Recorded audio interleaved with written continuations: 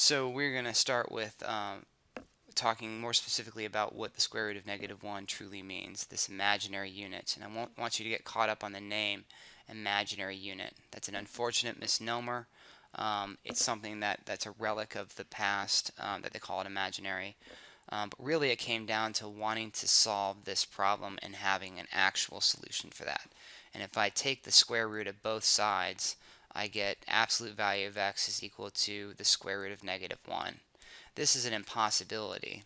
But a ton of math started to figure out that there could actually be meaning behind that. And this imaginary unit I is used to represent this. I is equal to the square root of -1. So if I have the absolute value of x is equal to I and I do a substitution, then I can say that x is equal to the plus or minus I. This enables us to actually have a solution to this. And it's something that's very, very, very valuable. Now, what that means truly is that I itself is not just an imaginary number that we're making up. It means that its location on a number line is something that we have to create a second number line. We create both a real number line in one dimension and a real number line in another dimension. And this has the, again, funny name of being called the imaginary line. But it's just a real number line in a different dimension. And by different dimension, all I just mean is that it crosses the regular dimension at a 90-degree angle, giving us a plane. So whereas we have numbers on here like 1, 2, 3, 4, 5, we have numbers on here like I, 2I, 3I, and 4I. Then we have -1, -2, -3, -4, and I can go down and say -I, -2I, -3I, and so on. So there is meaning behind that. The definition of I, the imaginary unit, is the square root of -1. But I'm going to put a little asterisk there because I do not like that definition. Instead, I prefer to think about I squared is equal to -1 because that definition doesn't have any impossibilities in it. The previous one does. The square root of -1 is an impossibility. -1 does not have a square root. You may be saying, well, how are you saying that when you just said that I is equal to the square root of -1? I like to think about it as I is acting in place of the square root of -1. Now, in a complex number plane, that gives us solutions to things that wouldn't otherwise, but in no number plane does the square root of -1 exist. So here's my point. Do no math at all until you have eliminated any square roots of negative numbers.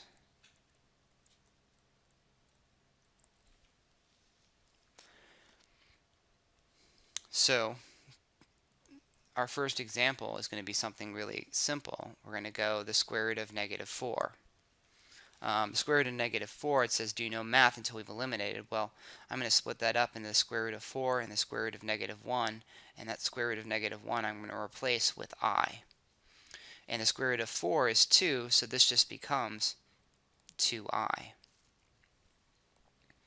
Number 2, we're going to do the square root of -8. And the square root of -8 is going to be the same thing as the square root of 8 times the square root of -1. And I'm going to replace the square root of -1 with I. And I'm going to replace the square root of 8 with 2 root 2 because that simplifies to 2 root 2. And so we're going to leave that as 2 root 2 I, which is how I like to have it. You're going to have some books, including yours, do this, 2I root 2. But really my preference is to have the I kicked off to the right. And you'll see why that is coming pretty soon. Let's do the third root of -8. That's a trick question because the third root of -8 is -2. There is no I in there because there's no square root. Just like if I gave you the fifth root of -8. That's something that I could split up into the fifth root of -1 and the fifth root of 8. But the fifth root of -1 is -1. and so that's just negative fifth root of 8.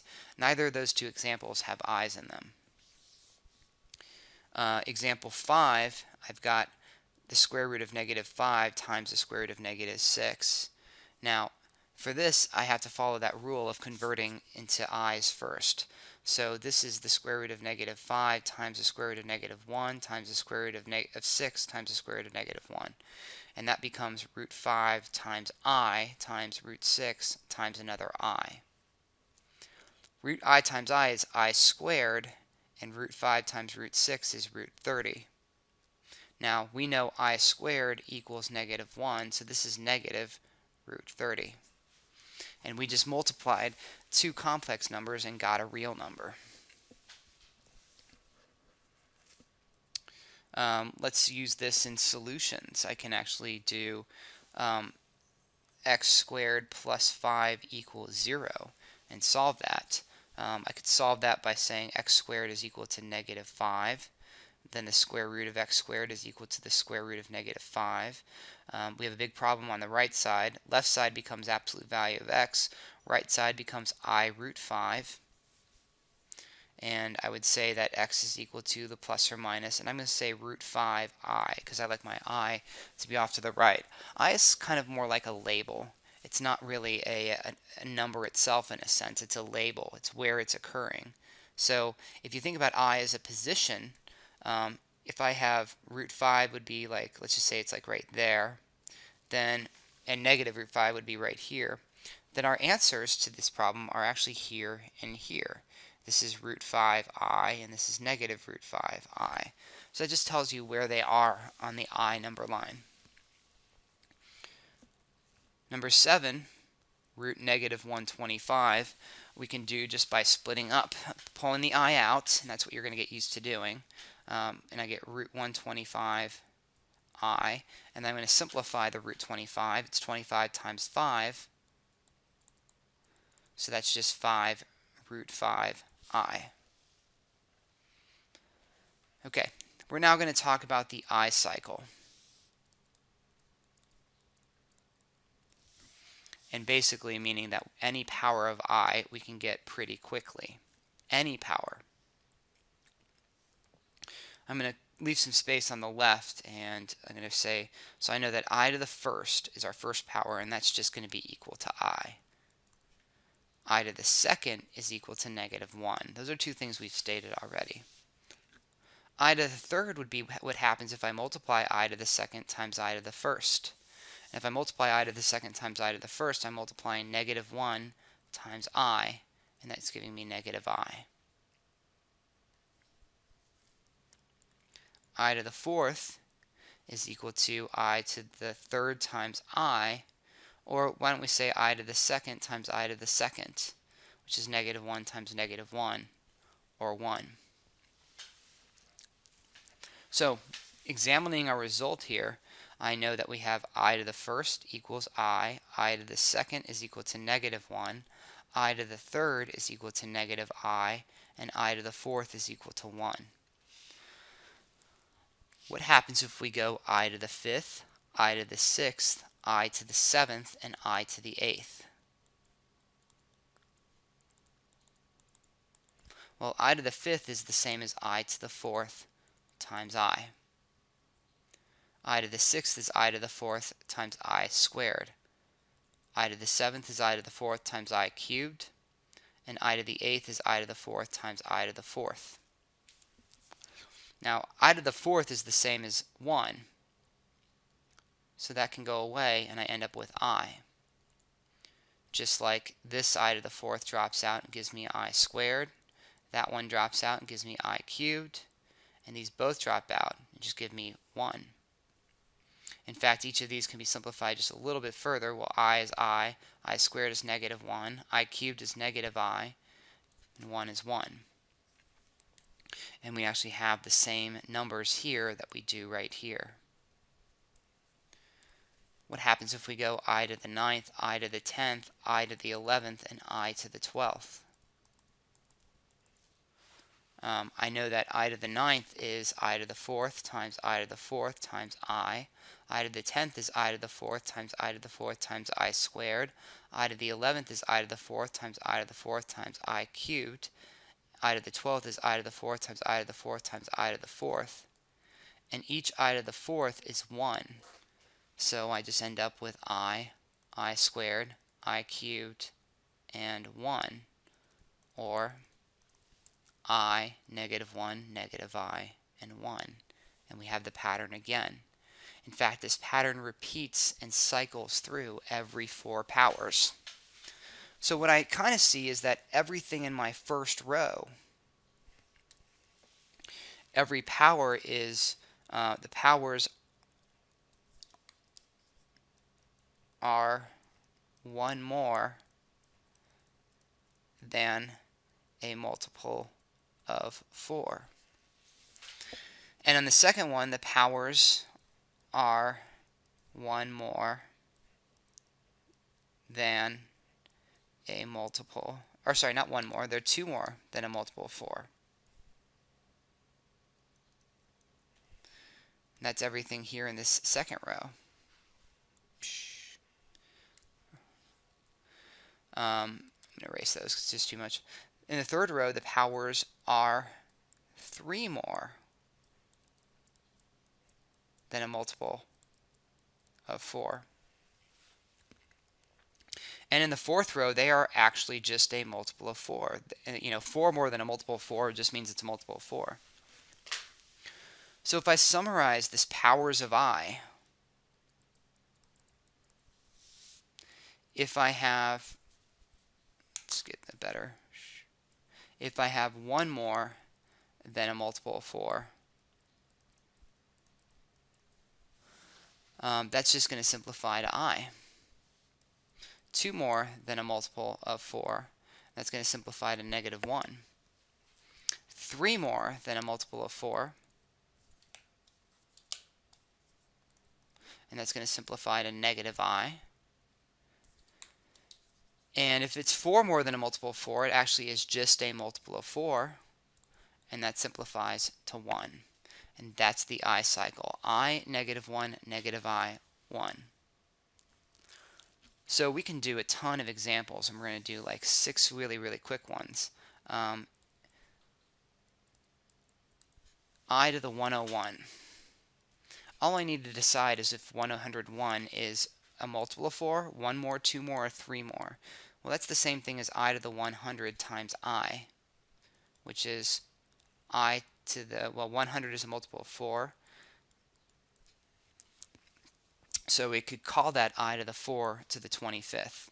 I'm doing that because I decided that 101 is 1 more. And I'm showing you how we get this if I kind of panic and kind of forget. I can always bring it down to say, well, I to the 4th is just 1, and 1 to the 25th is 1, and 1 times I is I. This just simplifies to I.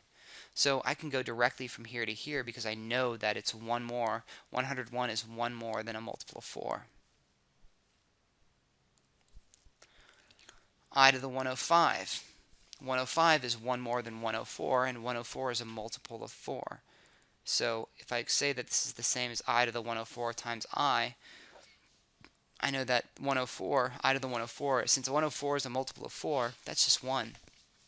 And this gives me I. I to the 92. 92 is a multiple of 4, so that's just 1. I to the 178. 178 is 2 more than a multiple of 4, so I can break it apart like that if I wanted to, but that goes away, and I squared is -1. I could be crazy and say I to the 10,000,003, but I know that that's the same as I cubed because I to the 10 million is a multiple of 4, and that's the same as -I. You could get problems like this where I have I to the 17 plus I to the 18 plus I to the 19 plus I to the 20. And I to the 17 is 1 more than a multiple of 4. I to the 18 is 2 more, I to the 19 is 3 more, and I to the 20th is just 1 because 20 is a multiple of 4. Sorry, that should be a 3, not a 13.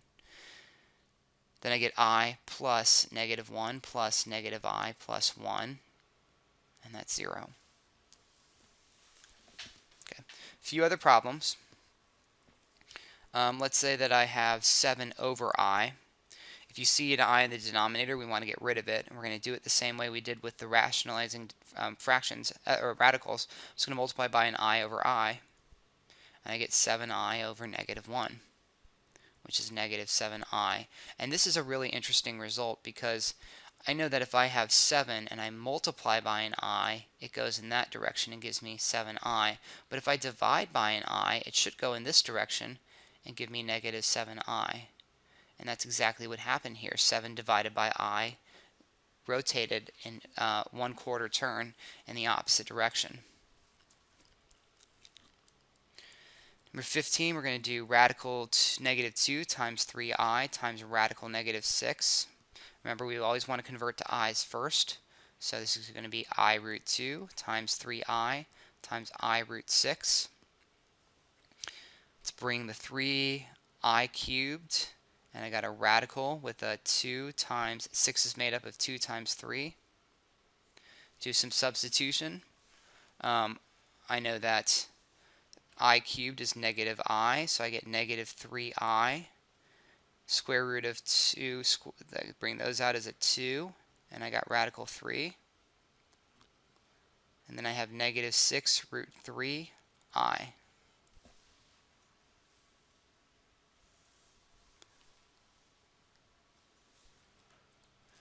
16.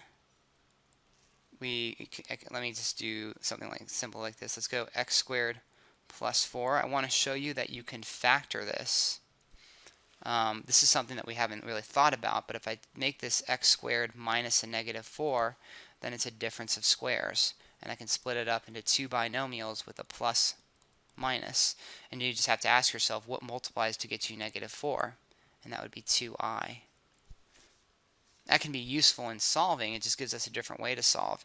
If I have 4x squared plus 25 is equal to -23, one option is to subtract 25 from both sides, get -48, divide by 4, get -12, square root,